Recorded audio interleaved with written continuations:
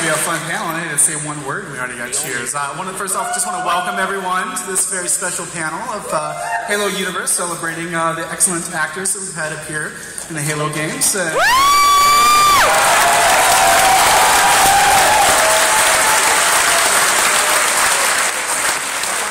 We'll start things off a little differently. I'm going to hand it off, actually, and introduce, first of all, Mr. Marty O'Donnell, audio director.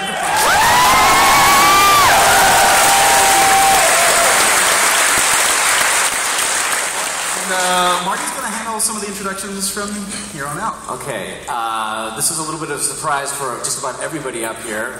One thing I want to just say to everybody in the audience, this is Jen Taylor, Cortana.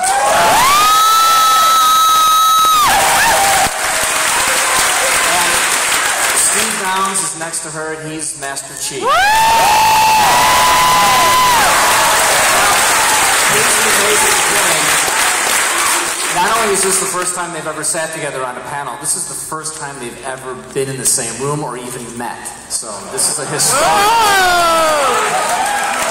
so happy. I want to do my romantic love theme that I wrote for Halo 1. Okay, now before I introduce anybody else, I thought what I would do is just give you guys a little bit of a history lesson about how I do voiceover with these great Chicago actors who've done voiceover in radio and TV for years. So I'm going to give you just a little bit of a history. We're going to go back really far. And the lame Seattle actor here, this one Seattle actor, who I didn't know was going to be here today, so I didn't bring any of her outtakes, but you can hear some of her outtakes online, and she's very funny. We might have her sing Daisy. Shut up! Jay's in the audience. Jay, could you cut that together for us? We'll stick it online later.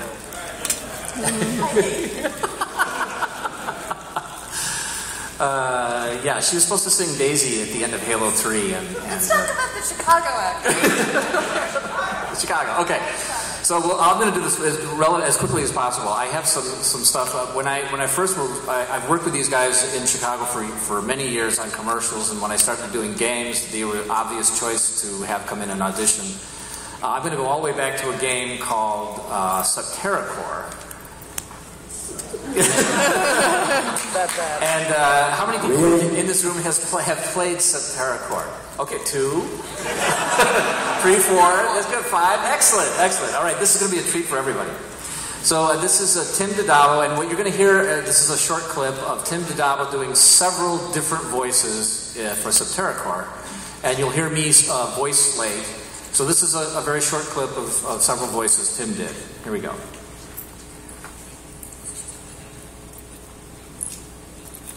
I don't think you're on. Need audio up there. Okay, that was great. Hey! I did it really quiet. Well, this should work. I'm hearing it.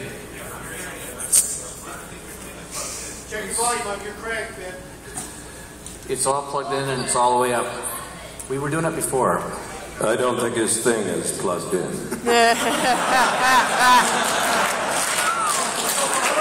Wow. How many times did we say that? All right, this is Tim Dodavo. Okay, here we go. We got it now. Doing Emperor Aspartine. It's proof of your bloodline. One day you will use it. The only other voice I was thinking of was something more along the lines of this. That was my God voice. Use it to part the waters, my son. This is actually the very first scene in the game. Okay. So he's really young here? Tim Dodavo doing Shopkeeper number 1. Shopkeeper number 1. Hi there, would you care to buy anything? Okay, this next one, the girl's sort of coming on to you. Sorry, you're barking up the wrong tree, honey. Oh, I'm sorry. I can make a deal for a cutie like you. Okay, this is Tim Dodavo as bar patron number 3. Beware the night. Evil walks the darkness. You haven't been to the graveyard, have you? I'm getting drunker as I go, just so you know. Stay in at night, friend. It's not safe to walk the streets at night. The undead will get you. This is Tim Dodavo doing the mayor. All right, search the place. They're hiding in here somewhere. Enough! We're not here to eat lunch. We're here to arrest smugglers. Wonderful. So he did many voices in Septericor. Marty, can I just say... You're gonna That's what Tim the Dabo is like all the time. All right, this is, if any played Oni? Oni, remember Oni? Tim did several voices in Oni. Here's a quick sampling, and these are all little short lines that I just cut together of different characters. Wait till I reload. Target is down. Now I strike. You lose. Now don't make me hurt you. What was that? Ha! I win! Hey, I'm just here to replace the equipment. See? I'm a nice guy. No need for violence. It's over. You lose. No one can defeat me. Cannonball! How'd that butt-kicking feel? Woo, baby! All right, and now this is Tim. At one point we were having Guilty Spark. We were thinking about maybe having Guilty Spark hovering through an operating room in a tent. So here's Guilty Spark. The monitor should go through the OR. You know, if I was going to operate, I would probably use a lateral incision. Oh, move out of the way. Are you injured? Do you need assistance? I'd be more than happy to service you. Not in that way.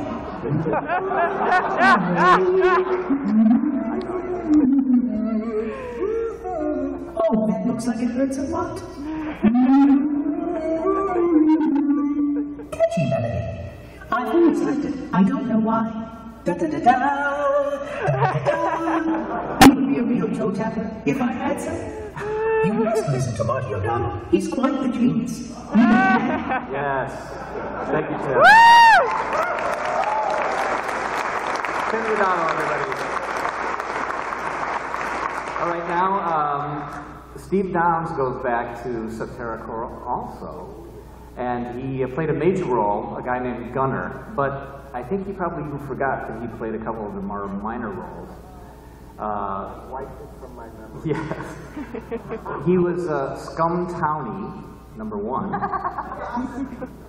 Welcome to Scumtown. This is where most of the stuff the pirates steal from Shell 5 gets sold. Here, have some of this. Hey, you're chosen, aren't you? Well, how come you don't have any facial tattoos? Hey, look, if you want a tattoo, you know there's a place in town you can get one. Now, what's interesting about that is that I think he just, in that just set of lines right there, he said more syllables than he said in all the Halo series. Scumtown. Oh. And then I had him also play a character named Wind City Man. No, Wind City Man. Do you remember this? Oh, Jesus. Wind City Man. I'm a Wind City man. New year? Well, welcome to Wind City. We've done much to retrofit our old buildings. Energy from the new power stations to the north is pumped through large cables. It's a great game. I suppose that's not in the script, is it? Yeah, I see you have a beaver in Wind City. Okay. Hey, pal, what are you doing? Hey, buddy, what are you doing? Hey, get your hands off me. Hey, stop it. That'll be enough of that. Wind City Man. And now here he is as the main character, Gunner. Lord Gunner of the Chosen. Fate chooses who will lead. Courage chooses who follows. Usually, yes. But now the Holy Chosen Emperor, who rules over all chosen tribes, has sent me to stop the blasphemer Doskius before he does even more damage. Ancient relics that hold the secret of communicating with the core. After we found them, the Emperor chose to wait, holding them until the time of the next conjunction. But Doskius was not willing to hold his ambitions. Yes, please, tell us how you will collapse time and bring the future to the present. I defeated you once, Doskius. I can do it again. In the name of the Holy Chosen Emperor, I vanquish the heretic Doskius. You're mad!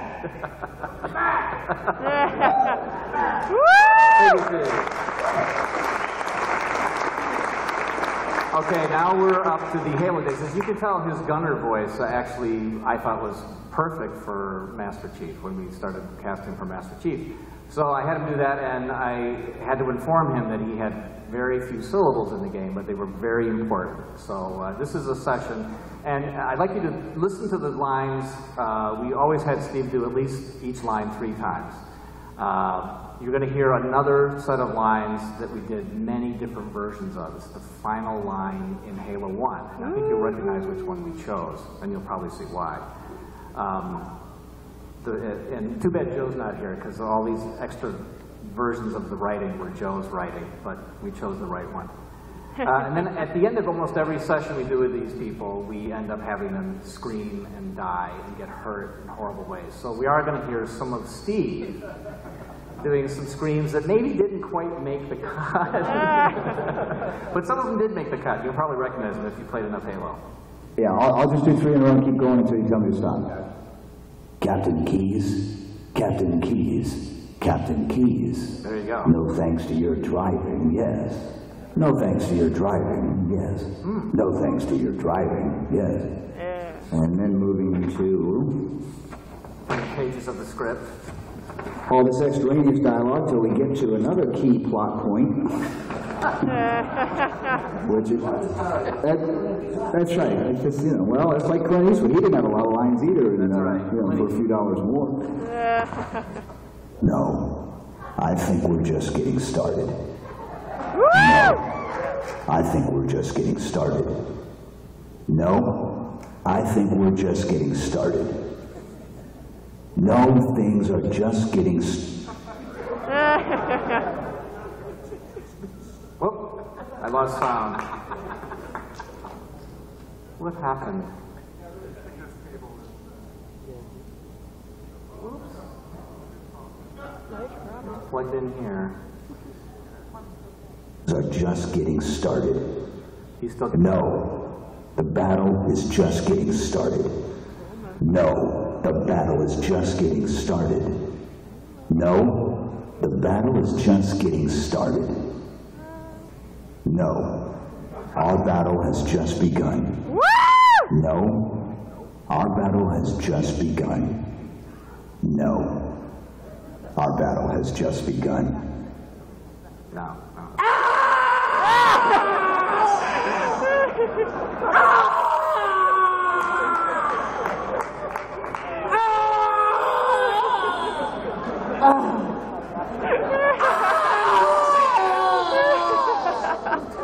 Whoa.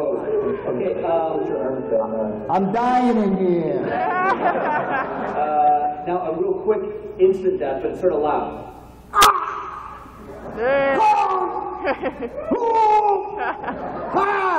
Great. Okay, one more thing. This is where you're just using huge grenades are flying through the air. Like a...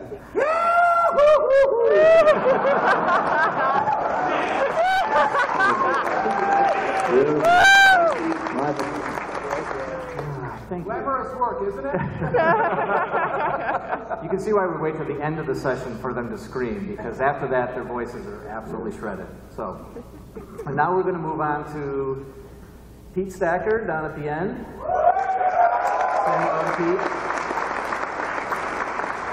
Pete Stacker not only is Sergeant Stacker in all the Halo series, but he's also Captain Keyes. But before we get to that, we go back the furthest. Anybody who played the Myth series in the room? Myth, Fallen Hearts, Myth, Soulblighter. So as you know, there was a gameplay announcer who said things like, you know, casualties and game over, 5 minutes remaining. So the very first time we had, no, this is for Myth. Jen, there's another game. We had Pete come in and read for the gameplay announcer, and first thing I did, and one of the rules we have when Pete comes in is that we record from the very moment he walks in the booth, because we don't know what's going to exactly happen. So this is Pete just reading. Coffee's the issue. This is Pete reading through the list of words, giving us some various, you know, ways of reading some of these things, and also improvising a little bit. Game over. Okay, 5 minutes remaining. Victory is imminent. That means it's coming soon. Give me 1 pin. Just 1. Ain't got the flag, do you? Flag's lost. Told y'all. Your balls captured. Both of them. Your unit is attacked. Damn, that's pretty cold. Point scored, point lost. Game on. Alliance formed, alliance broken. That's life. Game ended. Victory is imminent. Casualties. Player eliminated. Team eliminated. Flag captured, flag contested. Okay, I'm done with this. Someone stole my car. No one knew how fierce he was. Oh, I think I hurt my knee. Okay, maybe not. There we go. And all the miles are free. Take 1. 5 minutes remaining. Take 1. That was take 1 at this. So the voice who said take 1 is my amazing partner back in Chicago, Mike Salvatore. So let's have a little round of applause for Mike Salvatore, everybody. So, Pete was the evil Daskius in Septericor. So here's a little sample of him being the evil Daskius, which Gunnar was trying to vanquish and who hated Emperor Aspartine at the end of the table here. Nothing stands in my way now except the Emperor, but he will not stand for long. And now, past meets present. To create future, I will have the gift. The time is short, since I will obtain the gift of the Creator along with the receipt in case I want to return it. He is a dangerous man. Yeah, he is a dangerous man. Disguise. He is a dangerous man. Gunners of the creek.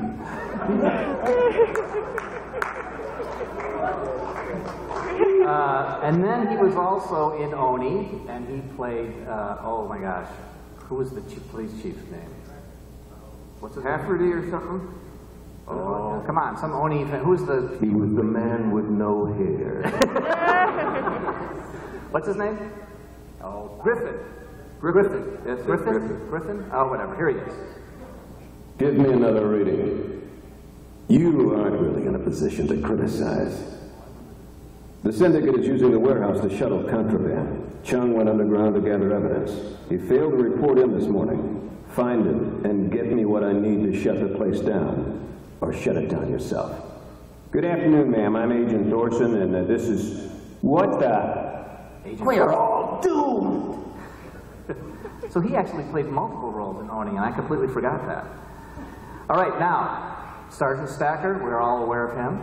Sergeant Stacker is one of our favorite sergeants. We had Pete put a little different voice spin on the character, and he did a lot of improvising. So here's some of this. As a matter of fact, the I Would Have Been Your Daddy skull was named because Pete improvised, who's your daddy? Who's your daddy? And then he went, I would have been your daddy, but that dog beat me over the fence. Now, Pete, as long as you're here, could you just do that line for us live? I think it'd be great. I'd have been your daddy, but your dog beat me over the fence.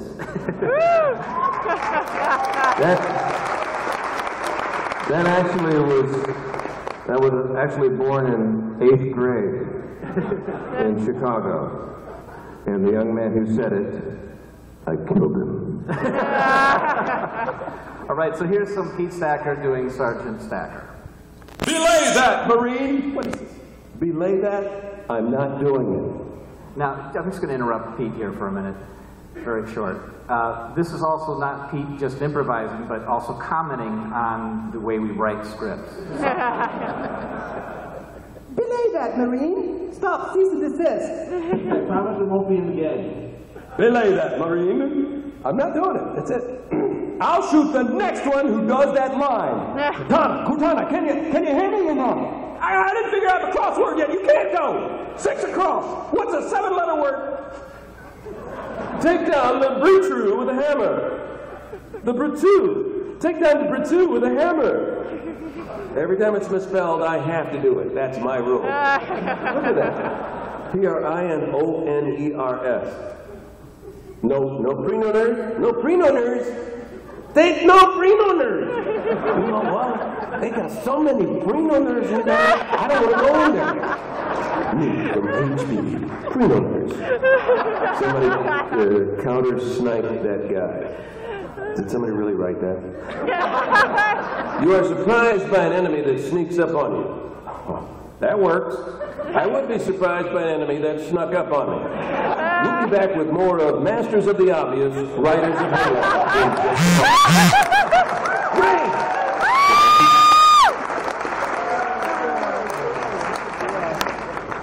Sorry, I had to stop for a second. I'm glad my mom's not here. Wait, sorry. Here we go. Right! Oh, wait, you gotta hear that. Wait, let me just back up. Backing up. Come on, Betty. All right, forget it. That's pretty funny. Okay. It is Corman. You don't pronounce the S. Yeah, I mean, it's not very good for a guy delivering first aid to be called a corpseman. Like, if I'm laying there with a bullet in me, I don't want somebody who's called a corpseman working on me.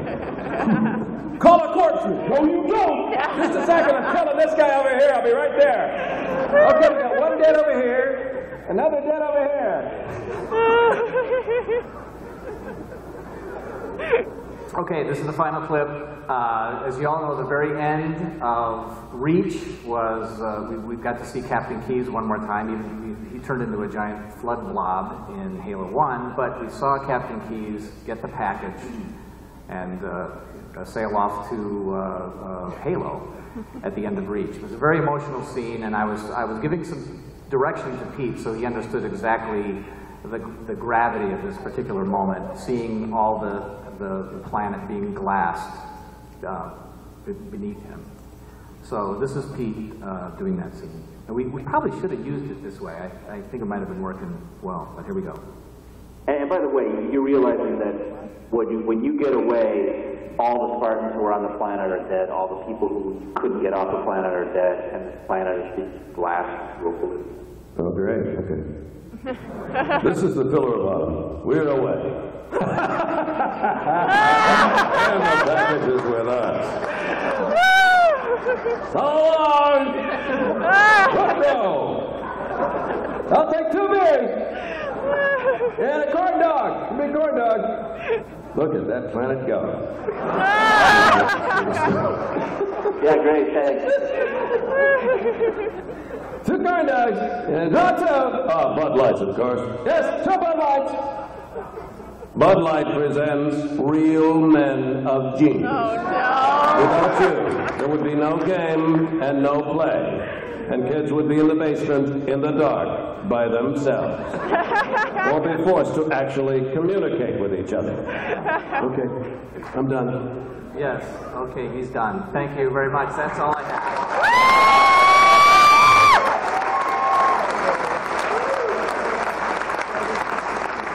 And stay tuned for Daisy being sung by Jen Taylor online.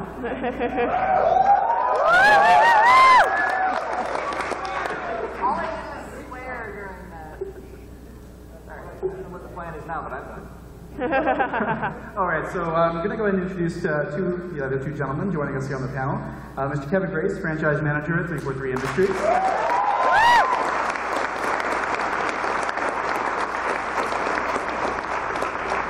And down at the end is Mr. Frank O'Connor, franchise owner director.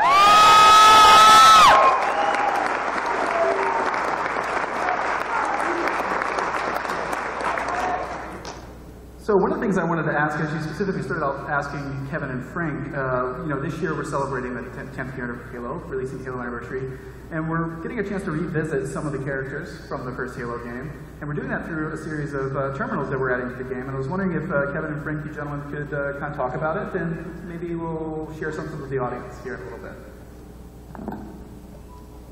So first off, I'd like to say thanks to everyone joining us on this panel. intimated at the start of this, it's pretty incredible to have every one of these people here, and still blowing my mind that Jan and Steve have met. Cortana and Chief always separated by flash and hologram, and also United Flight 312 to Chicago. So I just think this is an incredible, cool, weird little bit of symmetry for us to celebrate 10 years of an amazing game, an amazing universe, amazing actors, amazing musicians, and an amazing community. So thanks to everyone on the panel and sitting in the audience.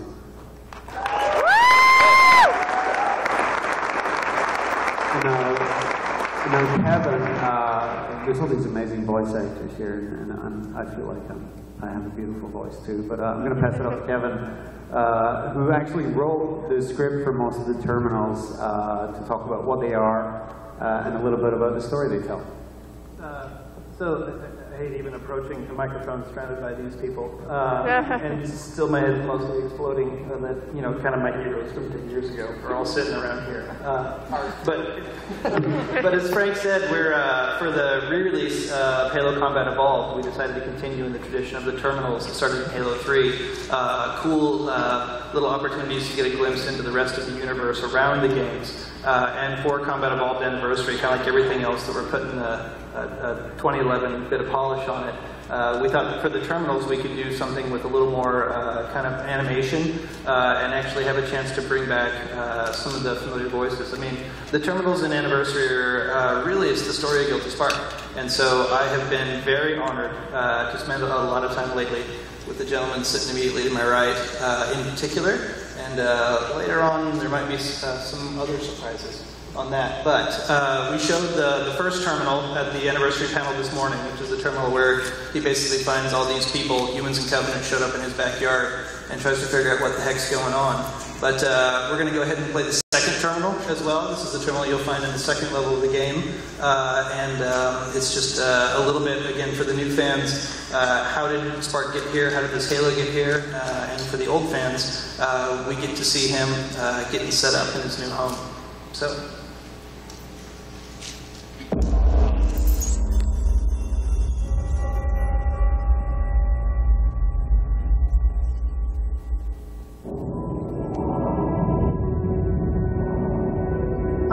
Experiencing such a mixture of anticipation and dread.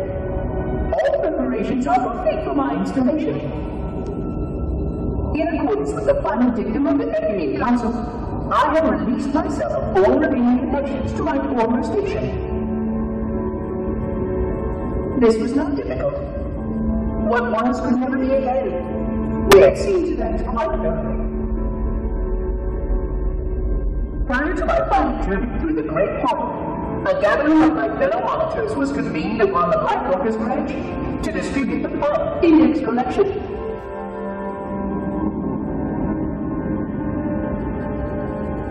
It was most unusual to have this vessel of Rebirth lay close to such an event. Even though Lightworker ships were the only ones still on slipspace formations, Lightworkers were responsible for getting us to our places on the active facilities of the array. While all of this was in accordance with the plan, one entirely unsatisfactory breakdown remained. We had no contact with the domain.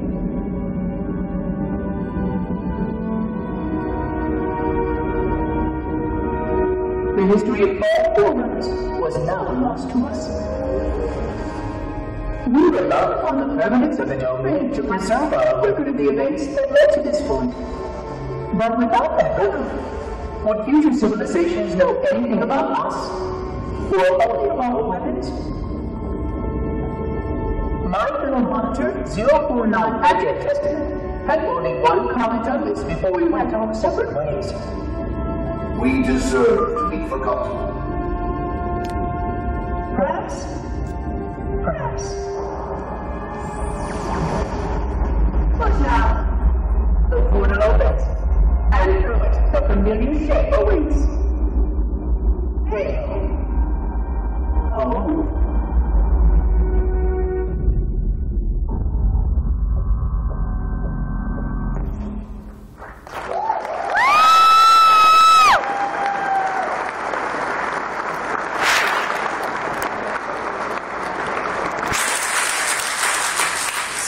that particular clip takes us back to, of course, the Halo installation 04, which is where these fine people met and went to war on the ring in the original Halo game. I kind of want to start off with Steve, actually, a question for you. When you were approaching the character of the Master Chief, when you and Marty were working on that, I'm curious whether the original way you envisioned him changed over the course of developing that character. Well, the original, when Marty first approached me, there was nothing to look at. I didn't know what he looked like, and my recollection of the conversation was that Marty described Master Chief. He was a man of few words. Clint Eastwood came to mind, and I believe that was your suggestion. Think of Clint Eastwood circa for a few dollars more, and maybe a little Dirty Harry in there as well. And so that's sort of where I started with him. And it's funny now that going back and listening to some of the parts in the first game. There's always that temptation. Wow, I'd really like to do it over. Knowing what I know now, but I think that's sort of the way it started. He was, you have to. The funny thing about voiceover is, at least in my opinion, is sometimes the less words you have to say, the more difficult it can be. At least it is for me, because you have to make those words count, and there's not a lot of.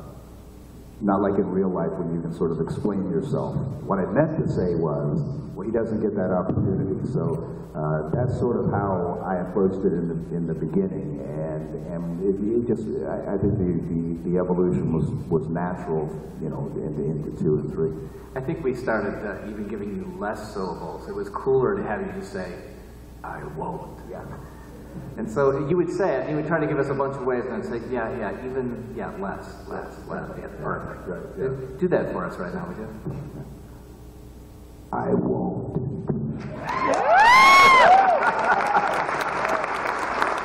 No, really, I won't.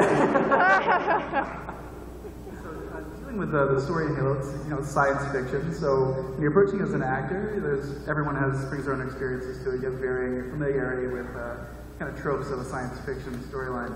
I had a question for Jen, playing the role of Cortana in the original Halo game. Being an artificial intelligence, but also completely human in some ways. Was that difficult for you as an actor to approach that? And what were some of the challenges? Because it wasn't, at the time, it wasn't a big deal. It was a gig like any other gig I was doing. So I wasn't terribly scared of it. And a lot of the direction I got was, you're like the girl next door, like the best, we don't want you to be too naggy. And I saw online that Cortana was labeled as the naggy one. I was very upset by that recently.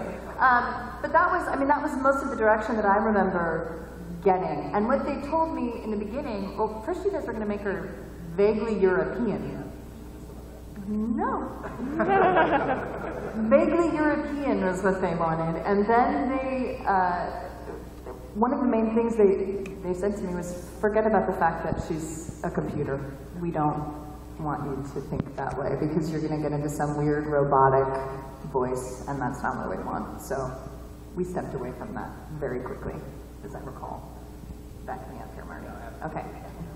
Did I answer your question? Or Yeah, we also asked her we just liked her natural voice. We're like, just be yourself. So Cortana is pretty much Jen Taylor right now. But she says cool things like, bet you can't stick it, which I think was great. And then Master Chief says, what does he say? You're on. Oh, sorry. You're on. Yeah. What'd you do that? Bet you can't stick it, you're on. Here we go. We're monkeys, aren't we? Bet you can't stick it. Oh, you're on.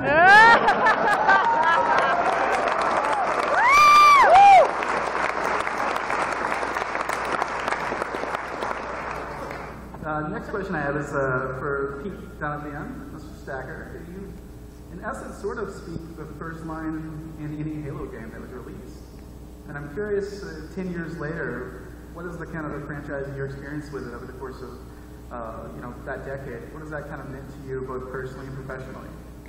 Well, I just think being part of something that is actually the part of the crust of America. I mean, I know that sounds like really cliche-ish or whatever, but it really, over 10 years, to see the amount of people and the folks who are playing it,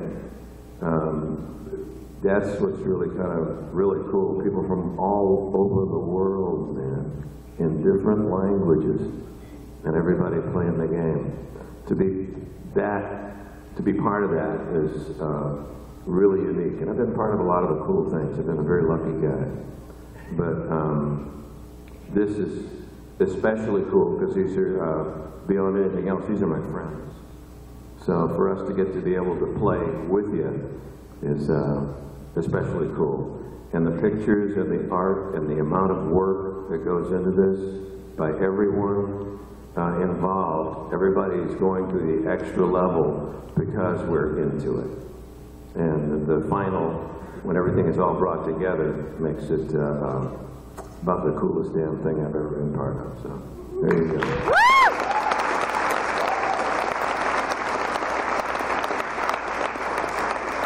And I know that didn't answer your question. That's way better than my question, so I think you upgraded it. My next question is for Tim, actually.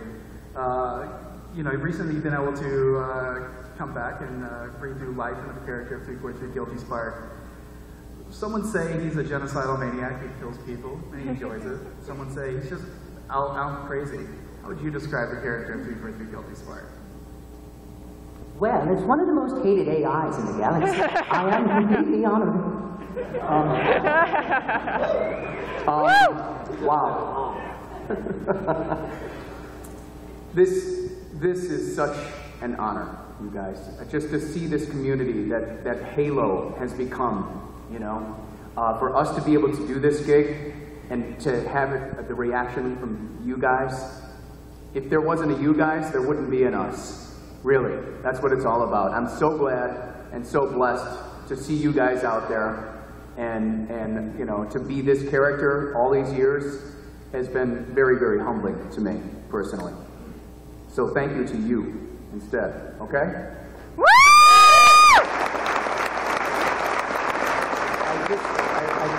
I'd like to add that during this period of time, I think Tim has done other work, including, I believe he did Leisure Suit Larry, the redo. How many of you bastards lost your virginity to that game?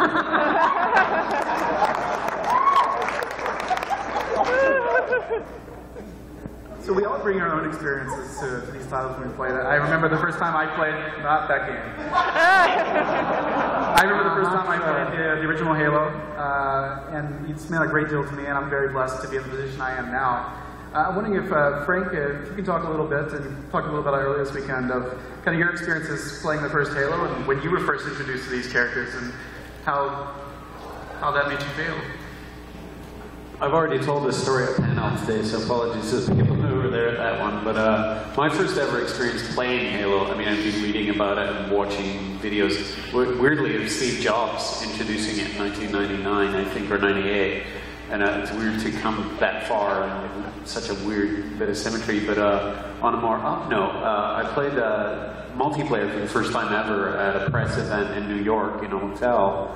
And we're playing Beaver Creek, or Battle Canyon, or Battle Creek, or whatever, I've completely lost count of the names we have for it by now. But I ran up to the ladder. I kind of had it, I had the left stick totally under control. I got up to the bottom of the ladder and realized the conventional default setting is incorrect, and inverted is correct.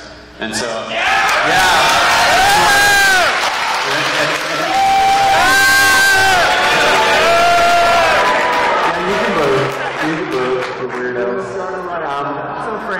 But what I'm going to do, my main career move from this point onward is to have the UI say correct instead of inverted. So it'll say default, and then it will say more better, or correct, or inverted. And that was literally my first experience, and one of the most literally defining ones. So. Well, I think we're going to open it up to some questions from the audience. We have microphones on the right and left, so if you can just make your way calmly and orderly. We'll alternate between right and left.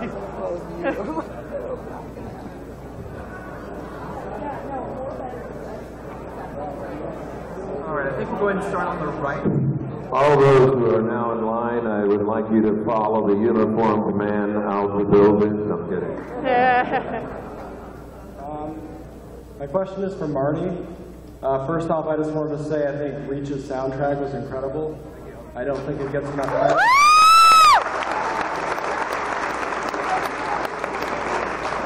And I wanted to ask you if you enjoyed creating music that was more in a somber setting more than the past Halo games, or if at least you enjoyed it in a different way, being able to create a more dramatic backdrop to the game. Yeah.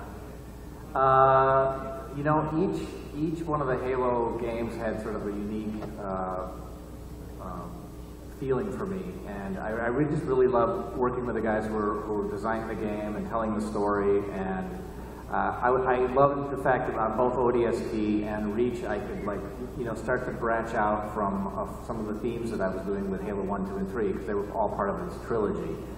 So yeah, I really enjoyed both those games, just from being able to approach the music with a different approach. The film noir sort of approach for ODST, and a little bit more gravitas, I think, is something I talked about for Reach. Because it was a story that we knew was like the Titanic, it was a tragedy, and everybody was going to die.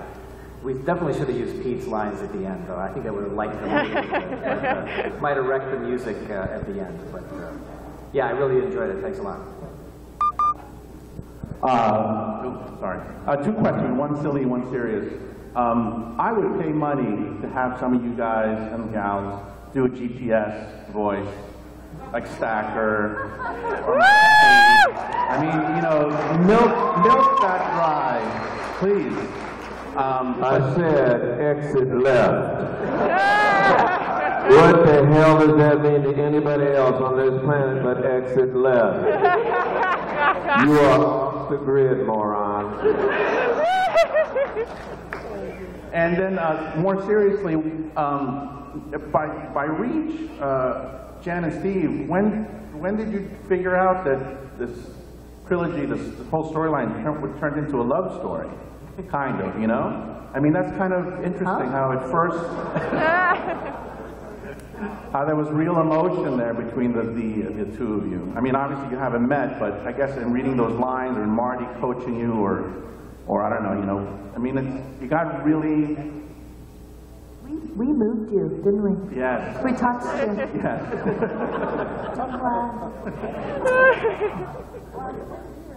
Well, what somebody said to me the other day, which I had never, because yes, I agree. I think as the story continued, there was obviously their relationship, there was something going on. But somebody suggested to me the other day, which I thought was interesting, is that they saw it as a sibling relationship, which I had never really considered before, but okay,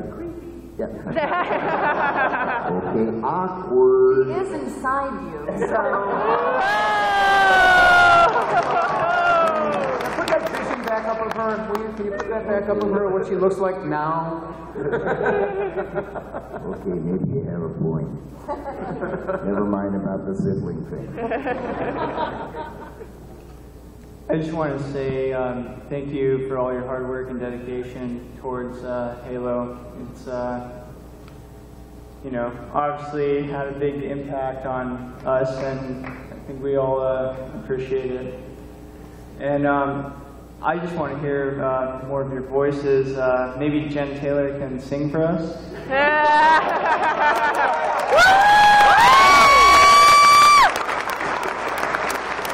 You're mean. I am not a singer. I don't know if you guys know this story.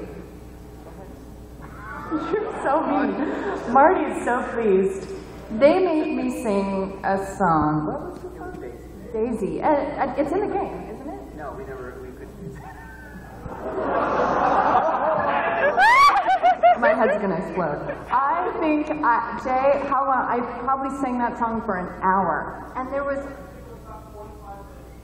there were like 1 or 2 notes that for some reason I just could not get. And so, excuse me, but most of the time, most of the takes were me singing and then going, motherfucker! So that's the jokes that they are making. But Marty, you did say I had a fine voice. I have a fine voice. I sang to you. Allison. See, it's okay.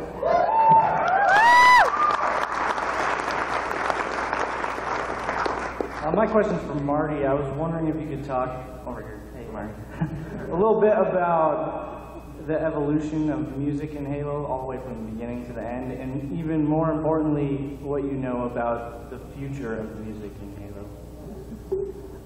Wow, you know, I know nothing about the future of music in Halo, but I do know about the future of music at Bungie. So I'm here today to reveal what the story of our next game that we're doing is.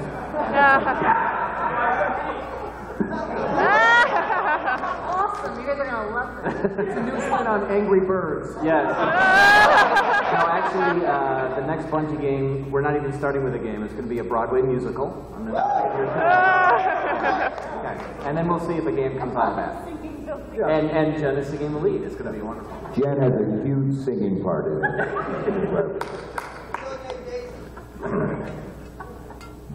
So this is for all the voice actors. After hearing your outtakes, how does it feel to realize that you went from all of that to these serious characters in Halo? Serious? I don't think I heard your can you restate your question? How does it feel to listen to the outtakes? Embarrassing. Funny as hell. Funny. It wasn't me. That wasn't me. You have to understand, we are 8 multiple personalities. Hi, I'm Cleveland. I don't think anybody likes to listen to their voice, do they? I mean, even voice actors don't like to listen to their voice. At least that's my experience. I don't think that's true. I know Pete loves listening to positive. I'm kind of enthralled that you're the Real Men of Genius guy. I love those commercials.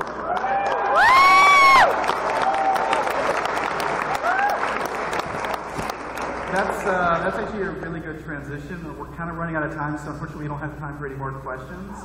But kind of in the same vein of what Jim was just mentioning, Pete Stacker was the voice of the Real Man of Genius campaign from several years ago.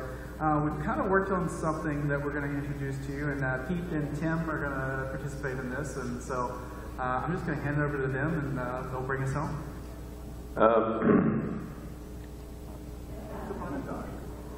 Once upon a time, they asked us to maybe do a little something, and this is a little out of character, so we whipped some stuff together with the help of everybody upstairs. We don't have the music only because it's a little contractual thing there. But we decided that because what you don't know about him is that he's also and has been a really great rock and roll singer in front of a band, etc. You can really wail. So he's going to step into the role of David Bickler. And so here we are. This is for Halo from the Real Men of Genius. This is for you guys. Halo Fest presents Real Men of Halo. Real Men of Halo! Today we salute you, Mr. Terrible Warthog Driver. Mr. Terrible Warthog Driver! While other players are content to run straight across the battlefield, you say no. Why bother with 2 genetically modified blades when you can careen your way to a screaming death? I'll get you, cab! You might not know your drive shaft from a spark plug, but you've turned flipping your 2-ton steel-plated assassin into a modern art form. Insurance!